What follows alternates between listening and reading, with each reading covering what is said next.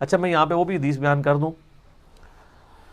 جو صحیح بخاری اور مسلم میں آتا ہے نا کہ ایک نابینا صحابی نے حضور علیہ السلام سے پوچھا تھا، یا رسول اللہ نابینا ہوں، مسجد تک پہنچنے میں بڑا تردد ہے مجھے، اور مدینہ شریف میں حشرات الارض بھی بہت زیادہ ہیں، کیڑے مکوڑے بھی، مجھے خطرہ رہتا ہے کاٹ نہ جائے کوئی بچھو کوئی سانپ۔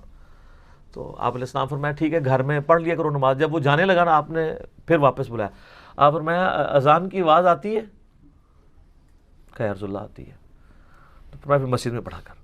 اچھا اس حدیث سے بعض لوگوں نے یہ غلط رزلٹ نکالا، علماء نے نہیں نکالا، محدثین نے نہیں، عوام الناس نے، کہ جی نابینے کے اوپر بھی فرض ہے وہ جائے۔ سر وہ نابینا وہ تھا جو یہی جواب تو سننے آیا تھا، وہ تو حضور کی وجہ سے خاموش ہو گیا، عبداللہ ابن ام مکتوم۔ سر یہ وہ نابینا ہے جس نے غزوہ بدر میں کہا تھا کہ مجھے لے جاؤ، کم از کم کافروں کے سامنے ایک بندہ تو زیادہ کھڑا ہوا نظر آئے گا۔ ایک نابینا بندہ لڑ سکتا ہے؟ وہ تو پہلے وار میں اس کو بچہ بھی آ کے مار دے۔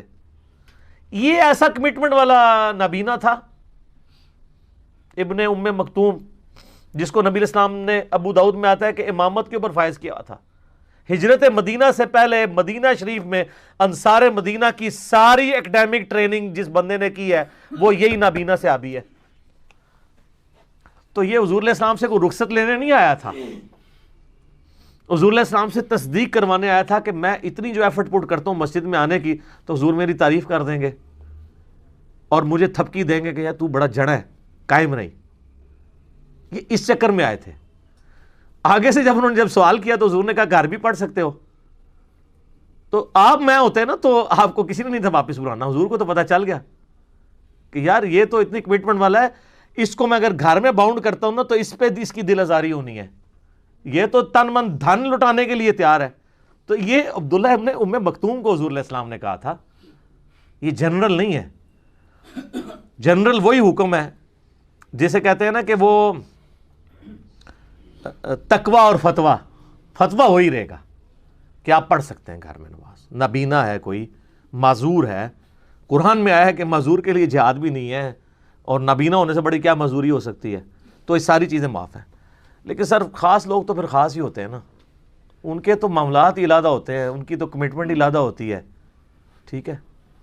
وہ آپ سورہ توبہ پڑھیں تو صحابہ کا اللہ نے ذکر کیا کہ ایسے لوگ بھی ہیں کہ جب انہوں نے آ کے تمہیں ریکویسٹ کی کہ یا رسول اللہ ہم جہاد میں آپ کے ساتھ جانا چاہتے ہیں لیکن ہمارے پاس کوئی سواری نہیں ہے، تو اور آپ بھی کہہ رہے ہیں کہ میرے پاس بھی سواری نہیں ارینج کرنے کے لیے، تو وہ آنسوؤں کے ساتھ واپس لوٹے۔ اور دوسری طرف منافقین بھی تھے جنہوں نے بہانے کر کے جہاد سے پیچھے رہ گئے۔ تو پھر سر انہی کے بارے میں سورہ توبہ میں ہے نا، اللہ نے مومنین کی جانیں اور مال جنت کے بدلے میں خرید لی ہوئی ہیں۔ یہ معاملہ بالکل ڈیفرنٹ ہے۔ لہٰذا اس طرح کی احادیث سے اگر کوئی رزلٹ نکالتا ہے کہ جی وہ نابینا بھی پڑھے تو ایسا نہیں ہے، ورنہ اگر آپ یہ رزلٹ نکالیں گے تو ہم آپ کو پھر ایک الزامی جواب پھکی والا دیں گے کہ نبی علیہ السلام کے مبارک زمانے میں لاؤڈ سپیکر نہیں تھے، لہٰذا آج بھی اگر لاؤڈ سپیکر نہ ہو اور مسجد کی مؤذن کی آواز جتنے فاصلے تک جائے گی بس اسی کے کان میں یہ آواز شمار کی جائے گی، اس سے دور والے کے اوپر پھر جماعت واجب نہیں ہوگی، ورنہ سپیکر سے تو آپ 3 کلومیٹر دور پہنچا لیں گے، ٹھیک ہے۔ تو جہاں جہاں آسانیاں اویلیبل ہیں آپ اس کو اویل کریں گے۔ اور ایک اور آسانی بھی ہے سر، بارش میں آپ نمازیں جمع کریں۔ صحیح مسلم میں اوپر تلے 10 احادیث ہیں انٹرنیشنل نمبر کے مطابق 1629 سے لے کے آن ورڈ کہ نبی علیہ السلام نے بغیر خوف کے، بغیر بارش کے، خوف کیا ہوتا تھا؟ سردی کا، گرمی کا، دشمن کا، اور میدان جنگ میں جو نماز پڑھی جاتی ہے اسے کیا کہا جاتا ہے؟ نماز خوف، جس کا سورۃ النساء میں ذکر ہے۔ تو خوف میں ہے کہ آپ نمازوں کو جمع کر سکتے ہیں، اس لیے ہے نا کہ بغیر خوف کے، بغیر بارش کے، اور مدینہ شریف میں بغیر سفر کے بھی نمازیں جمع کروا دی۔ مطلب یہ ہے کہ وہ یہ کہنا چاہتے ہیں ابن عباس کہ ان تینوں میں تو تھا، خوف، بارش اور سفر، اس میں تو آپ نمازیں جمع کر سکتے ہیں۔ اس کے بغیر بھی نبی علیہ السلام نے ہمیں ظہر اثر مدینہ شریف میں جمع کروائی اور پھر مغرب اور عشاء۔ تو تابعین نے پوچھا کہ اللہ کے نبی نے یہ عمل کیوں کیا تھا؟ تو ان کا اس لیے تاکہ امت کے لیے کوئی حرج باقی نہ رہے۔ حرج عربی میں کہتے ہیں تنگی کو، اور امت کے لیے آسانی ہو جائے، ایک فیسلٹی ہو جائے۔